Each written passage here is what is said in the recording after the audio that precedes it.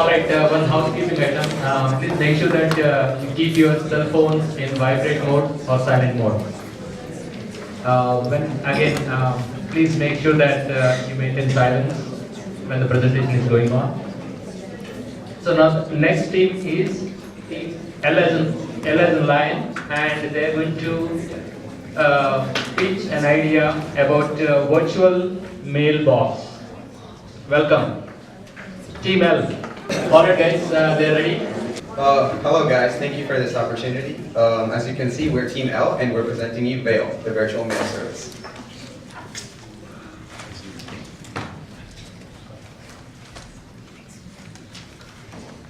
Okay, so I'm Arshad Vana, I'm the CEO.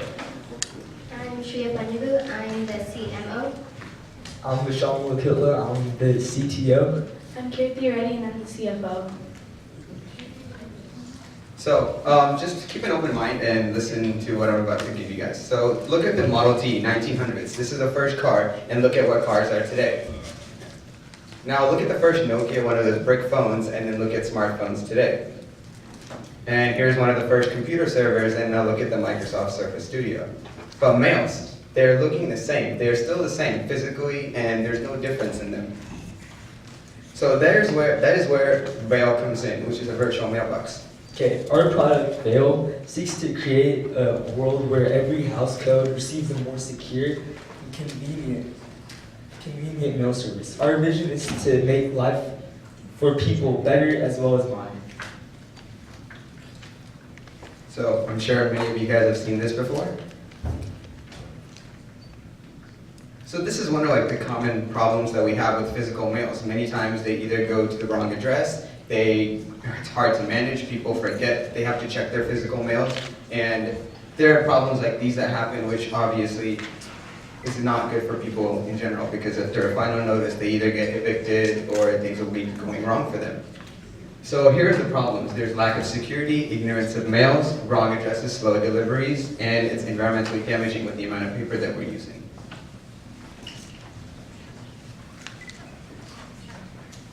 So our solution is to create a virtual mailbox, and this allows for more security, privacy, convenience. The expedition of mails saves more money. It also is seamless in integration and a paperless environment. So, What is an email? An email is a method of communication that is person to person. By looking at the means of email today, it will simply be a professional method of texting. Veil, on the other hand, is a method of communication with the thought of replacing physical mail itself. So it's connected to a house code instead of a house address.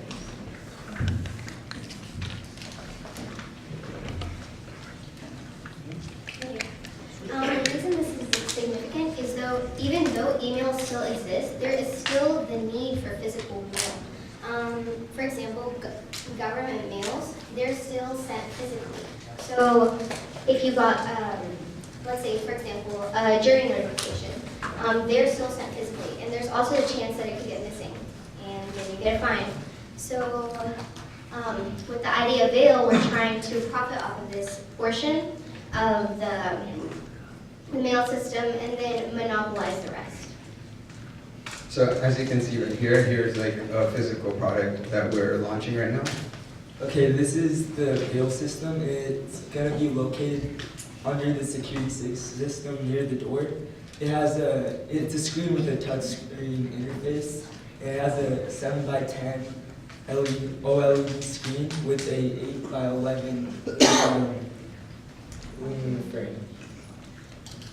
And this acts as a server to external services such as computers, smartphones, and tablets. So here's where security comes into play, because this box is its own server, so therefore it's not really that hackable either. People don't have to just go into the internet and get all your emails, for example, Hillary Clinton and her problems or whatever. Now you have your own service, and this server, this box, will push your mails into your different products or your electronic devices. So some statistics. And these These are the places where it's offered. Computer, smartphones, and tablets are all the ways you can interact with it. Some statistics related to this is that there's 4.3 global million email users. The average number of emails an office worker receives each day is 121 emails. The mail industry makes $67.3 billion in revenue. $12.5 billion are generated through shipping and packaging services. This money can be saved and used for the betterment of our economy. Based upon this, we see that Vail has a huge potential in profit. The annual growth rate for the IT industry is approximately 6%. So currently, our projections are saying that we're gonna have $15 per box. So $8 are for manufacturing costs, $4 are for wiring and implementing the touch screen, and then, $3 and $4 for software development into the products. Okay, the pricing and cost control. So it's going to be $25 for the screen itself, the Vail system. And with the system, with the purchase of the system, there will be no installation fee, and there will be an annual service fee of $10. Our current profit margin is at $10. We were hoping to cut down our price per unit in order to raise our profit margin.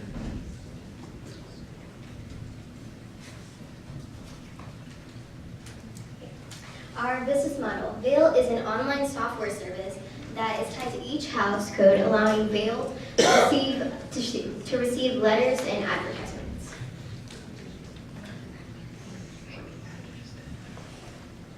So how does our service work? So the users are big time companies. These companies will adopt the system. So for example, CBRE or Capital One, they will be purchasing a set number of units they'll give out to their employees. And from there, they no longer have to hire any third-party services for them to create their physical mails and send it out to their employees. These companies themselves, with their Vail system, can directly push it into their employees. So how this interface works. So Vail gives each family their own unique identification code. So no longer will you have to give out your addresses to everywhere, you simply give them your code. And that code is tied to each one of those boxes. And I've stated before, these boxes have their servers which go to your electronic devices. So this is another point for security because no longer will you have to give out your home address. So this is going to save that part as well. So, advertisements. To generate extra revenue, we charge advertising companies 5 cents per ad view. These ads will have their own separate section within the Vail interface in order to not distract the users from the main content. These ads will have a selection algorithm in order to cater to the user's interests rather than send a spam. This way, different advertising companies will have their own role as well. As I've stated earlier, we're looking into having CBRE adopt our product. They have around 50,000 employees currently in their downtown building, so that's 50,000 units that we can possibly sell and test there. So what we're wanting to do is have them test our product and then see how useful it is, and therefore they can, since it's a worldwide international company, they can later adopt this into more of their buildings and go expand from there. And we also want you guys to help us to bring this into other companies as well. These were this is a slide for like how we utilize. Use the mic, please. This was our slide for like how we would use the money that you give us and how much we're asking for, and the equity for our company. And these are financial projections. It reflects like this, and these projections are based on sales, not advertising. And our break-even point is $600K. Thank you. Okay. And then, yeah, the rest. Stand. Start.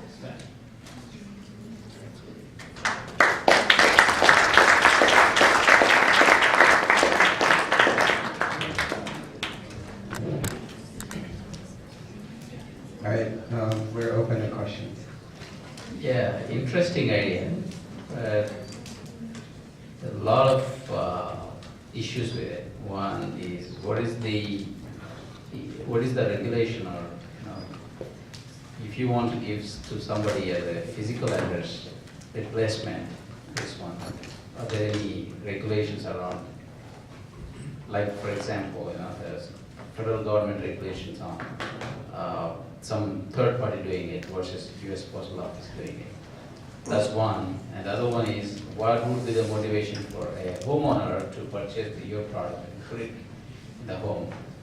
Okay, well, as I've stated in the beginning, the first notice, second notice, sort of a thing, this is like one of the main things that we wanted to show is that they can look at their mails without actually having to go to their mailbox. So now if you're out of town, or for example, you have it on your phone itself, because the server will be pushing it onto your phone. So now you don't have to worry. And yes, you could say that, oh, I can just go to the postal service and ask them to put our mails and hold it together. But why would you want to do that when you can simply just use the service? And what was the other question you had? Regulations.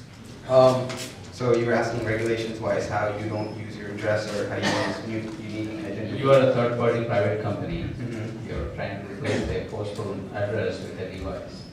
And you could go in the back end and sell it to someone else. So there is a reason why US Postal Service, there's a regulations around, using the physical address. Mhm. So just something you should think about. Okay. Thank you. First of all, fantastic presentation, great name. Everybody hates junk mail, and you guys are trying to solve that problem. So that there is a need. And the U.S. Post Office is obviously not the most efficient system in the world. So, fantastic idea. From that standpoint, I don't know how viable it is, but it's a very interesting idea. So. Yeah, I completely agree. That's truly an innovative idea. Big thinkers. That's really, really good. I just missed one part. How does it get into the mailbox? Are you scanning it and putting it there? How does it actually get in there? So there are two platforms, for example. One is if they wanted to send you like a physical package, that would not be under Veil. Veil is just for letters and stuff like that, because obviously you can't digitalize like products from like Amazon, for example. So companies, if they wanted to just type up like a letter of email or give like a statement or something towards an employee, they can directly push it through the system. So it's like a one-on-one communication without having to hire another service for them to like say, hey, do this mail for us. So it's just directly within. Is that answering your question, sir? It does. So that is if you have a Word document or something like that. But if you were junk mail and stuff like that, just scanning it and sending it out. Yes. Also, you can send it digitally as well, not just like. I mean, I echo the sentiment. I mean, absolutely fantastic thought process here. The presentations were very, very leading, and drives to the whole point about, I think you just sort of not looking at the traditional, problems that everybody looks at. So very, very good idea. So the question on, say, if this is going to be delivered like an email, why would I not get all the benefits that I get from an email? If I'm able to see this mail on my phone somewhere, why would this replace an email system? Well, like we've said, this is the reason why we wanted to establish what email is and what Veil is, because we immediately thought people would immediately think, oh, wouldn't email be a simple solution? Right. But if email was a simple solution in like how our technology is implemented today, wouldn't physical mail already be put into email if that was the case, right? So we were thinking that we can have this application for that physical mail that email simply cannot provide. And later in the future, we see that email is just a simple professional sort of communication. So this is where we wanted to put our service into that. I think you guys did a great job. I absolutely see whether 5, 10, 20 years down the road, this physical mail is going to go away. So I think, as everybody said, brilliant idea. I don't know whether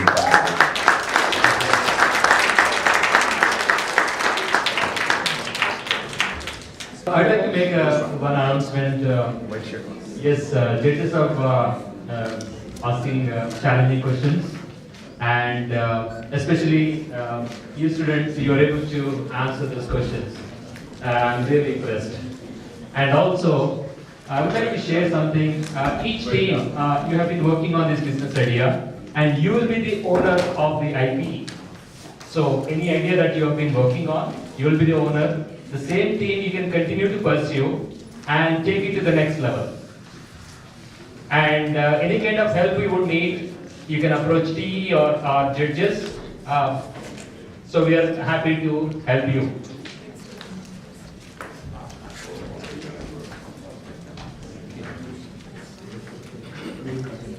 So next presentation is going to be by Team M, and they're going to be talking about Medicard. Hello everyone. Today we are going to explore the idea of Medicard. So who are we exactly before we go into this? My name is Aishwarya Adipali and I'm the CEO. This is Sneha Sagi, the VP, Sumed Kandadai, the CFO, Hasila Nanda, the production manager, and Karthik, the director of marketing. And we'd like to thank the expert, Dr. Nab Chindala, for helping us.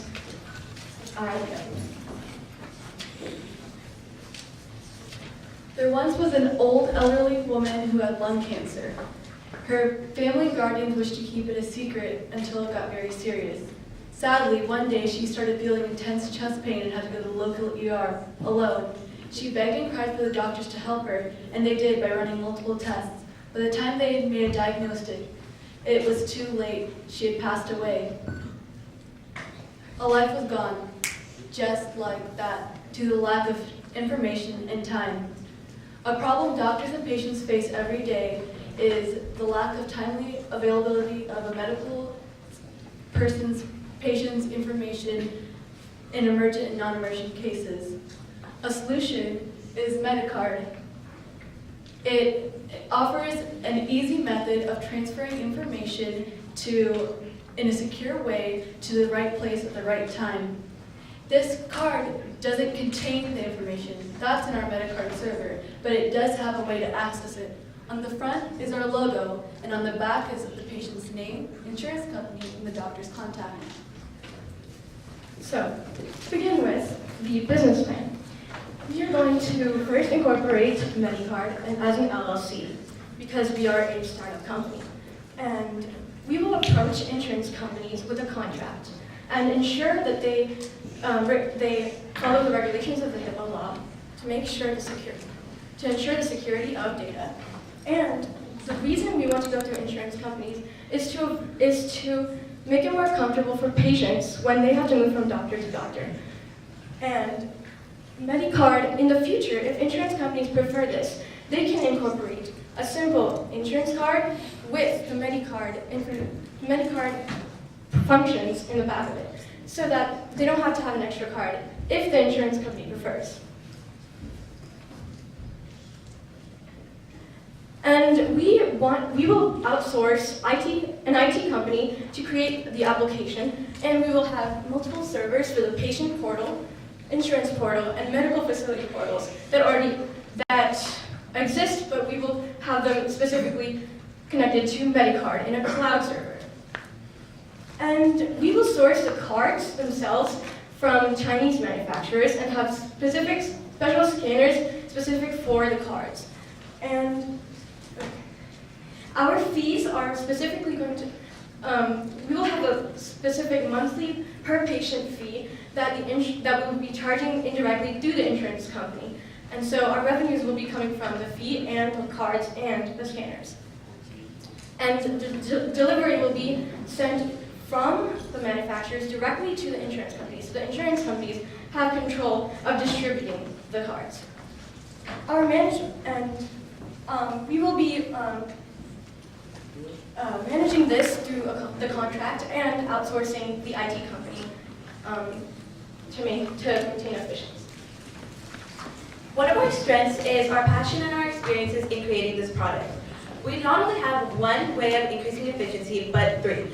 One way we increase efficiency is it allows doctors to get to their patients in a more timely manner and allows them to get to more patients in a day. It also allows them, it also helps prevent medical error by allowing doctors it helps prevent medical errors by relying on the Medicard rather than solely on technology, which could have problems on a day-to-day basis. It also makes it easier accessible by making it easier to use by doctors and organizations. One of our weaknesses is our startup budget and our funds. We don't have that much money, so we need the help of investors to do this. Another problem is that we are not sure if doctors and hospitals will be happy in our idea, and we have to make sure that it is efficient for all doctors to use. Now going on to threats to sustain. Our main threat are hackers. We can prevent hackers by increasing our security layers of our server, and that'll help block out hackers, and it'll help prevent them from hacking into the MetaCard. Another thing is there's identity theft of a card, and if it is lost, we will have a PIN code so nobody else can get into it but the patient and the hospital. As for opportunities, we will have a possibility of mixing the insurance cards and the MetaCard to help it be more efficient for doctors and patients in general. As for profits and revenue, we will have profits of a monthly fee for doctors and patients, which will be paid for by the hospital. As for competition analysis, there is a thing called the Internet of Things, which is planning on implementing something similar to this to the MetaCard. However, they do not give us the assurance that it will be implemented or not. However, we give you the assurance that it will be efficient and it will help doctors in many ways.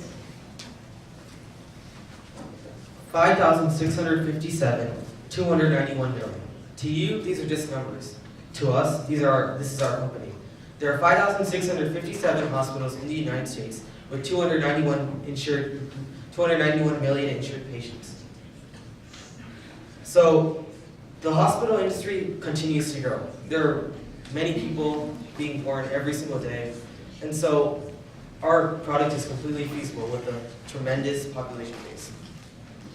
So one problem we have encountered, or may encounter, is Trump's effort to repeal the Affordable Care Act, which grants many Americans insurance.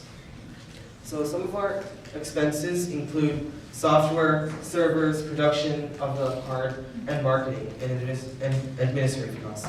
So that's why we have such a low profit in the month of January, February, March, but in the fourth month, we'll break even.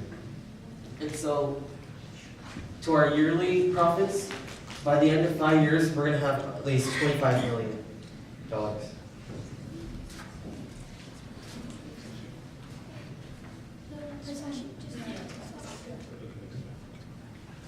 So even though that there are hospitals nationwide and we will be targeting all those hospitals, our primary targets will be Dallas, Houston, and New Orleans. These states have a large amount of hospitals and they are also close by to where we will be located in Dallas. For our ads, we will be running online ads. That will be crucial as we live in a digital world. And in this digital world, more people are going online. Our next ads focuses will be on bus shelters, as well as bus shelters and billboards. These will allow us to help expand our reach in major cities where there's lots of traffic and mass transit.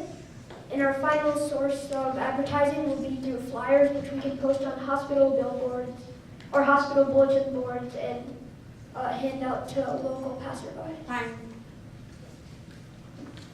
We're asking for 500 to 20%. And help us help you.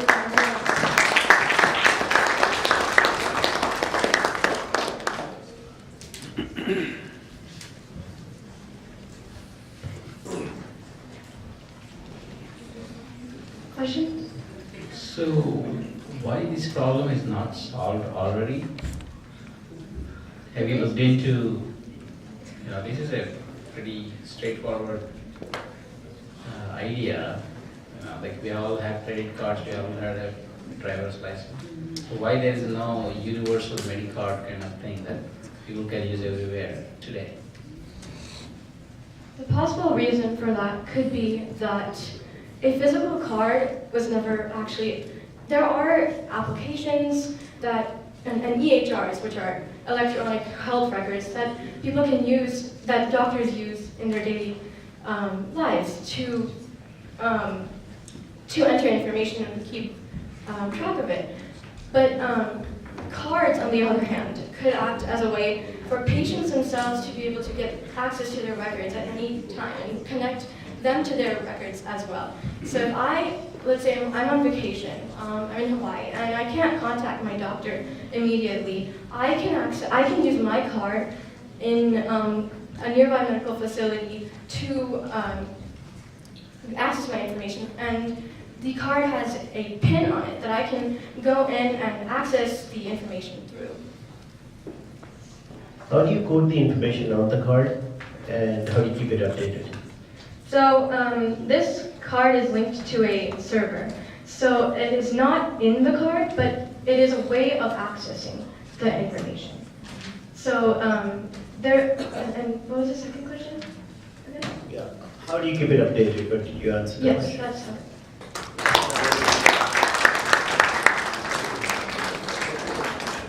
Good job, Naren.